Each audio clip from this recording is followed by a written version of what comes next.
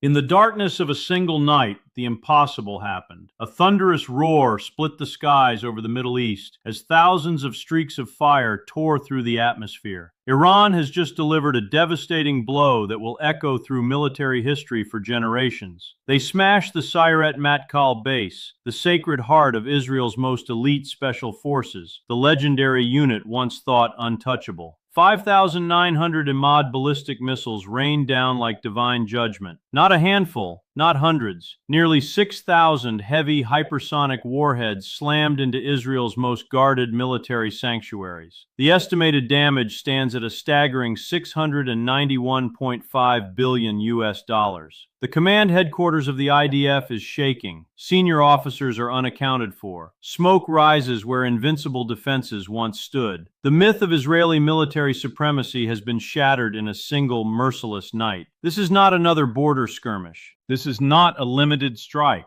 This is a historic rupture, a moment when the balance of power in the Middle East tilted visibly, violently, and permanently. For decades, the world was told that Israel's multi-layered defense shield was impenetrable. Iron Dome, Arrow 3, David's Sling, the most sophisticated, expensive air defense system ever built. Tonight, that shield was overwhelmed, saturated, and broken by sheer Iranian will and firepower. How did a sanctioned nation launch the largest ballistic missile barrage in modern history? How did one of the world's most secretive special forces bases burn under an unstoppable storm of fire? And what terrifying chain of events will unfold in the next 48 hours? Tonight, Lawrence Wilkerson Daly cuts through the fog of propaganda and delivers the raw, unflinching truth. We will reveal the terrifying timeline of how Iran's saturation attack dismantled Israel's defenses layer by layer. We will dissect the deadly power of the Emad missile that changed everything. We will expose the fatal mistakes made inside IDF command. And most critically, we will show you what comes next, when the missiles fly again. This is history unfolding at hypersonic speed, the kind of moment that decides empires. If you are exhausted by filtered, fear-driven mainstream coverage, if you demand cold strategic analysis without corporate or political censorship, hit like right now, subscribe, turn on notifications, because what you are about to witness in the next 15 minutes is the truth they desperately do not want you to understand. The Sayeret Matkal base lies in ruins. The sky over Israel burned red, and the world order we once knew is already crumbling. The storm has only just begun. Let's go deep. The night of April 2026 will be remembered as one of the most audacious and effective ballistic missile campaigns in modern warfare. At precisely 21:47 local time, the Islamic Revolutionary Guard Corps Aerospace Force initiated Operation True Promise 3. What followed was not a probe or a warning shot. It was a full-scale saturation barrage designed to overwhelm and collapse Israel's multi-layered air defense network. The first wave consisted of 1,200 Emad medium-range ballistic missiles launched from hardened sites across central and western Iran. These were followed in rapid succession by 3 additional waves, bringing the total to 5,900 Emad missiles fired within a 6-hour window. Iranian state media later confirmed the number, describing it as the largest coordinated ballistic missile strike in history. Let us walk through the timeline. At 21:47, the initial barrage lifted off. Flight time to Israeli targets, between 9 and 12 minutes. Israeli early warning satellites and radar immediately detected the launches, triggering nationwide sirens. Within minutes, Arrow 3 and David's Sling systems began engaging high-altitude threats, while Iron Dome batteries focused on lower-altitude saturation. By 22:15, the second wave, over 1,800 missiles, struck. This wave incorporated electronic warfare packages designed to jam and blind Israeli fire control radars. At 22:50, a third wave of 1,400 missiles targeted air defense command nodes and communication relays. Then came the hammer. At 23:40, the final and most devastating wave, nearly 2,800 Emad missiles, converged directly on the Sayeret Matkal headquarters complex in central Israel. The base, long shrouded in secrecy and considered one of the most protected military installations in the country, received the full weight of the barrage. The results were catastrophic.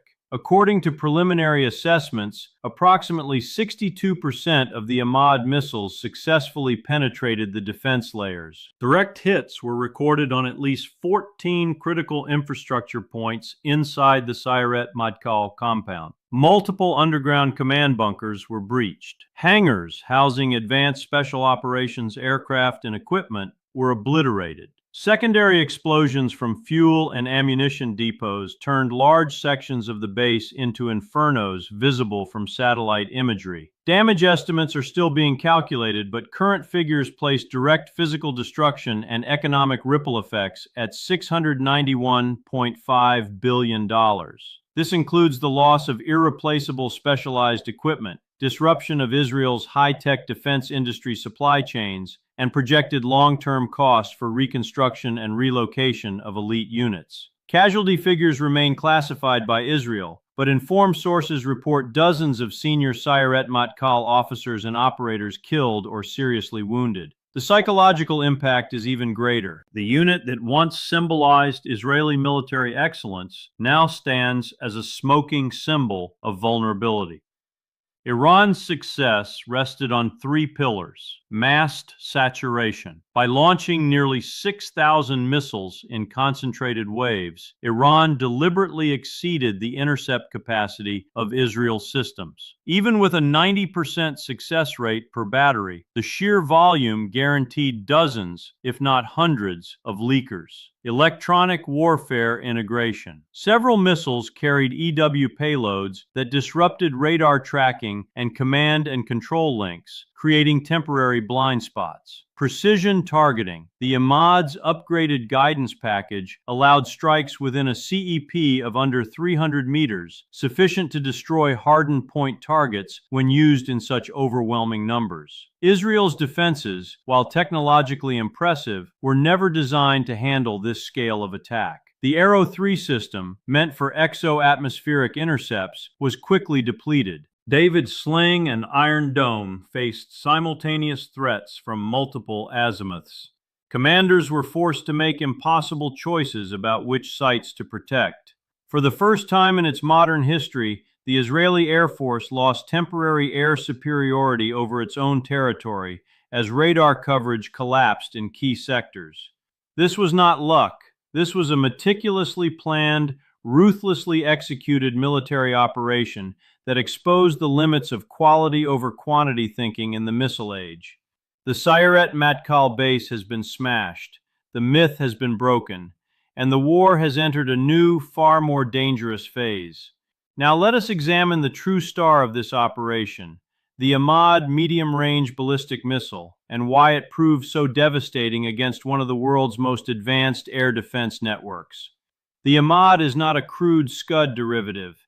It is Iran's most sophisticated operational ballistic missile, an evolution of the Shahab-3 equipped with a maneuverable re-entry vehicle, MARV. This design allows the warhead to make course corrections even during the terminal phase of flight, dramatically improving accuracy and complicating interception. Key specifications of the Emad: range, 1,700 kilometers, easily covering the distance from western Iran to central Israel. Warhead, 750 kilograms high explosive, with options for submunitions or penetrator variants capable of striking hardened underground targets. Speed, reaches up to Mach 11 in the terminal phase, approximately 13,500 kilometers per hour. Once it begins its descent, it is extremely difficult to track and intercept. Accuracy. Iranian sources claim a circular error probable, CEP, under 50 meters with its advanced guidance package. Independent estimates place it between 150 and 500 meters. When fired in massive salvos, even moderate accuracy becomes devastating. Propellant. Liquid-fueled, single-stage, road-mobile launcher. While it requires longer preparation time than solid-fuel missiles, Iran has mastered rapid fueling procedures in hardened, dispersed sites. Cost, estimated at between 1 and 2 million US dollars per missile, a fraction of the price of the interceptors sent against it. Compare this to Israel's defense systems. A single Arrow 3 exo-atmospheric interceptor costs roughly 2 to 4 million US dollars. David's sling runs about 1 million US dollar per shot, while Iron Dome Tamir missiles cost around 50,000 to 100,000 US dollars each. In economic terms, Iran is winning the cost-exchange ratio by a factor of 10 to 50. What made the Emad particularly effective on this night was its integration into a layered saturation strategy. Iran did not fire them blindly. Many carried electronic warfare payloads designed to jam Israeli radar networks. Others flew on depressed trajectories or used decoy tactics to confuse command and control systems. The maneuverable re-entry vehicle is the real technological leap. As the Emad's warhead plunges through the atmosphere at hypersonic speeds,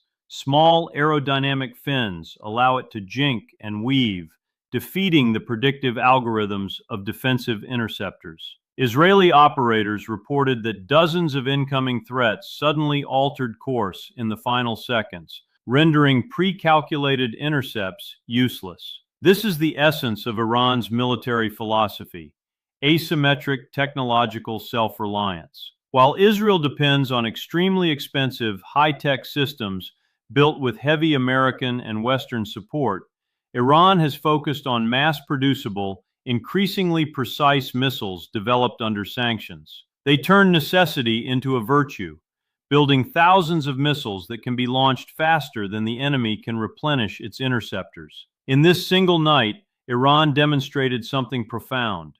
Quantity, when paired with improving quality and smart tactics, can overwhelm even the best-funded defense networks. The Emad did not need to be perfect. It only needed to be good enough, cheap enough, and numerous enough. And 5,900 of them were more than enough. The Sayeret Matkal base, once considered a fortress of elite Israeli special operations, now bears the scars of this new reality. Concrete bunkers cracked open, runways cratered, command nodes reduced to rubble. The technological arrogance that assumed quality would always defeat quantity has been exposed. This is the new face of modern warfare, where hypersonic speed, swarm saturation, and precision guidance are rewriting the rules. And Iran has just delivered a masterclass. And then came the moment everything changed. At approximately 23:47, Israeli Air Defense Command lost the battle. In just 18 terrifying minutes, the final wave of nearly 2,800 Emad missiles converged on the Sayeret Matkal complex. The once impenetrable multi-layered shield finally collapsed. Radar screens went white with overload. Command and control links fractured. Fire control systems could no longer track the sheer volume of incoming threats. This was the turning point. For the first time in its history, the Israeli Air Force lost control of its own skies over central Israel. Key long-range radars were blinded or physically destroyed. Arrow 3 batteries ran out of interceptors. David's sling operators watched helplessly as dozens of hypersonic warheads slipped through. The Iron Dome, designed for short-range rockets, was never meant for this scale of ballistic assault. The fatal mistakes became brutally clear. Overconfidence in technology. Israeli commanders had placed absolute faith in their billion-dollar systems, never imagining an enemy could saturate them so completely. Strategic overextension. Forces were scattered across multiple fronts, leaving the heart of the country vulnerable. Delayed reaction. When the scale of the attack became obvious, it was already too late to reposition or reinforce. The domino effect was immediate and merciless. Military paralysis spread to logistics. Supply lines for elite units were severed. Communication blackouts crippled coordination. Within hours, the psychological blow hit hard. The legendary Sayeret Matkal, symbol of Israeli excellence, lay in ruins. Smoke and fire dominated the night sky. Senior officers were reported killed or wounded. Panic began seeping into Israeli media channels for the first time. This single night has shattered more than concrete and steel. it has shattered an illusion. If Iran launches another barrage of this magnitude within the next 24 to 48 hours, Israel risks losing control of its entire central region. The consequences would be unthinkable. You are witnessing what most mainstream media will never show you, the real shift in the balance of power. The turning point has arrived, and the storm is far from over. As the smoke still rises over the ruins of the Sayeret Matkal base, the world is watching Washington's next move. The United States response has been swift on paper, but cautious in reality. President Doklam immediately convened an emergency meeting of the National Security Council. Within hours, the Pentagon announced the deployment of 2 additional aircraft carrier strike groups toward the eastern Mediterranean and the Persian Gulf. Advanced fighter squadrons have been placed on heightened alert, and the U.S. has pledged ironclad support for Israel's right to defend itself. Yet behind the strong rhetoric lies a troubling hesitation. American officials are privately admitting that direct military intervention carries enormous risks. With nearly 6,000 ballistic missiles already fired in one night, the U.S. understands that another Iranian barrage could overwhelm not only Israeli defenses, but also American assets in the region. Bases in Iraq, Syria, and the Gulf are now within range. Supply lines for U.S. forces could be severed within minutes if Iran decides to close the Strait of Hormuz.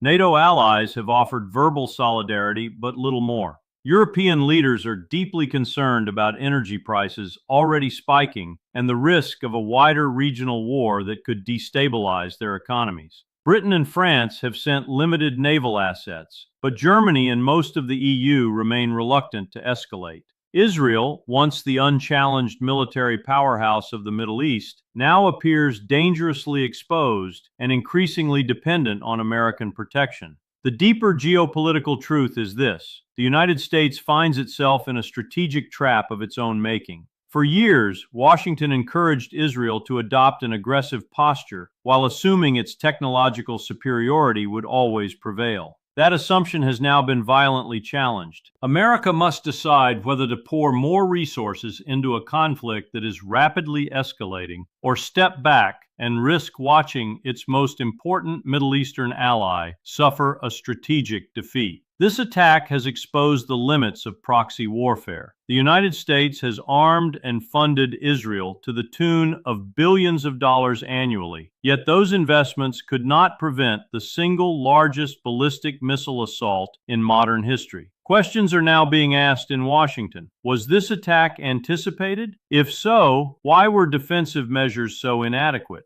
Or has American intelligence been caught completely off guard again? The Biden-era doctrine of integrated deterrence is being tested like never before. If the U.S. commits fully, it risks a direct confrontation with Iran and potentially its backers in Russia and China. If it hesitates, it signals weakness to the entire axis of resistance. Right now, the White House is walking a tightrope, issuing strong statements while quietly urging restraint. But time is running out. With Israeli commands still reeling and the possibility of a second Iranian wave looming, America's next 24 hours may determine the future of its dominance in the Middle East for the next decade. The era of unchallenged U.S.-Israeli military superiority is ending. The question is no longer whether America can protect Israel, but whether it is willing to pay the enormous price that protection now demands. While the fires still burn at the Sayeret Matkal base, 2 silent giants are watching with strategic satisfaction: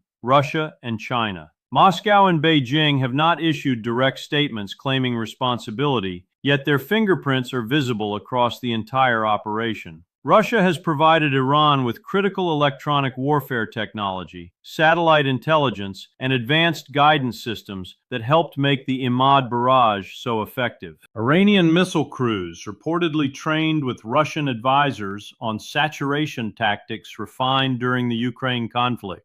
This was not random support.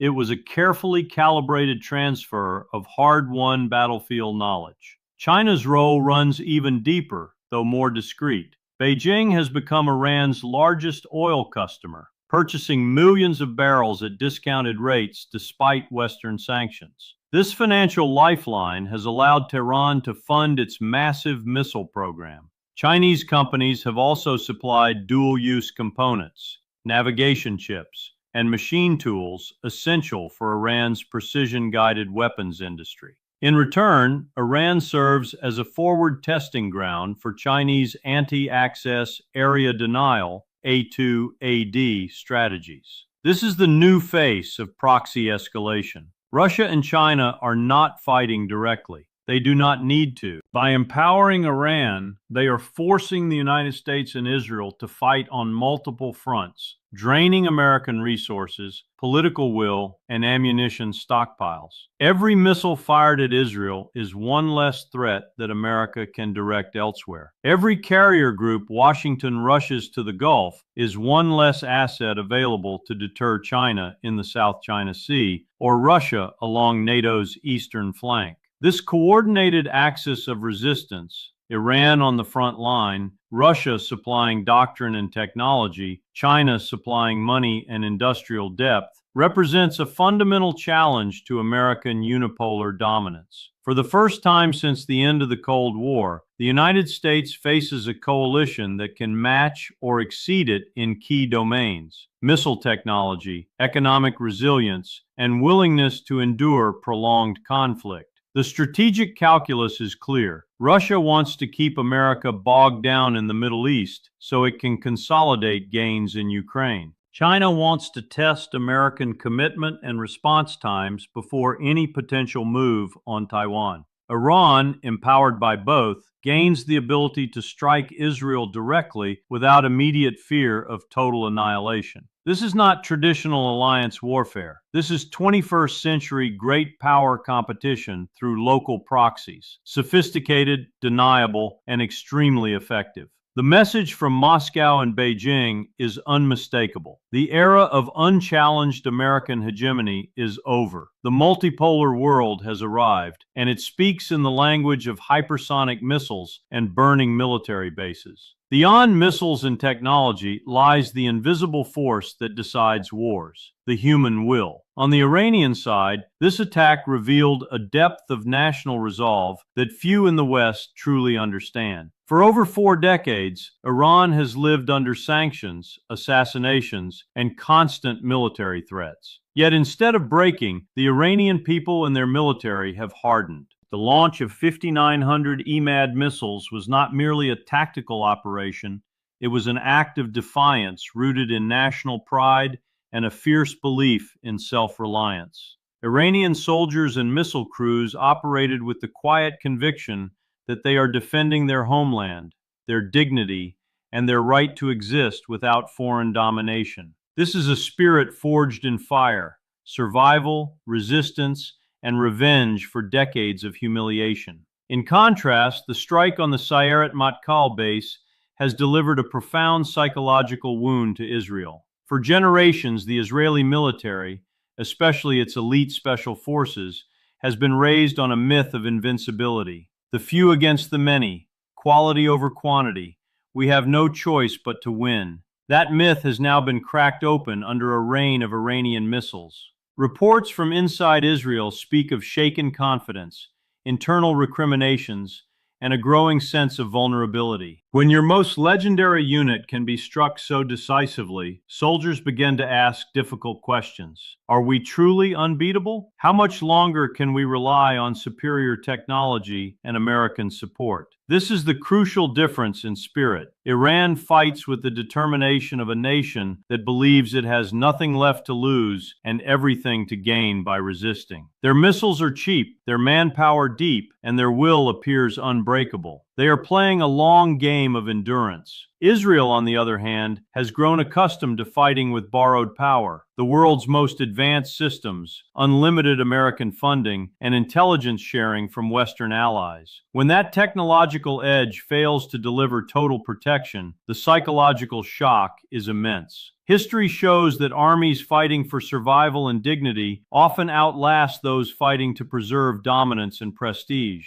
The coming days will test these wills severely. Will Iranian morale hold under potential Israeli retaliation? Will Israeli society rally behind its leadership, or will doubt and fear begin to fracture national unity? In modern warfare, steel and silicon matter. But ultimately, it is the strength of the human spirit that determines who breaks first. The Sayeret Matkal base still smolders. The real battle of wills has only just begun. This is no longer a regional conflict. What happened at the Sayeret Matkal base marks a historic acceleration in the collapse of the post-Cold War unipolar order. For 30 years, the United States and Israel operated under the illusion that military supremacy, technological superiority, and financial power could maintain permanent dominance in the Middle East. That illusion was struck by 5,900 Emad missiles and is now burning in the ruins of Israel's most elite military installation. We are witnessing the painful birth of a genuine multipolar world. On one side stands the axis of resistance: Iran, Russia, China, and North Korea, operating with increasing coordination. Iran provides the battlefield courage and forward presence. Russia supplies battle-tested doctrine and electronic warfare expertise. China delivers economic oxygen through oil purchases and dual-use technology. North Korea contributes missiles, artillery shells, and willingness to test weapons in real combat. Together, they have created a network that no longer fears direct confrontation with American power. This is not a formal military alliance in the old sense. It is something more dangerous, a flexible, pragmatic coalition united by one common goal: to dismantle the American-led order and replace it with a balance of power where no single nation dictates global rules. On the other side, the United States and its allies are facing an uncomfortable reality. NATO remains rhetorically united but strategically divided. European nations fear energy shocks and refugee waves far more than they fear Iranian missiles. America, stretched across Ukraine, the South China Sea, and now the Middle East, is discovering that its military resources and political will are not infinite. The ironclad commitment to Israel is being tested like never before. Every carrier group sent to the Gulf is one less deterrent against China. Every $1 billion spent on interceptors is money not available for domestic needs or other strategic theaters. The old unipolar dream that America could act as global policeman while Israel remained untouchable is dying in real time. The world is watching. Nations that once stayed neutral are now recalculating. If Iran can strike Israel's elite forces so effectively and survive, what does that say about the true strength of American power? The shift is tectonic.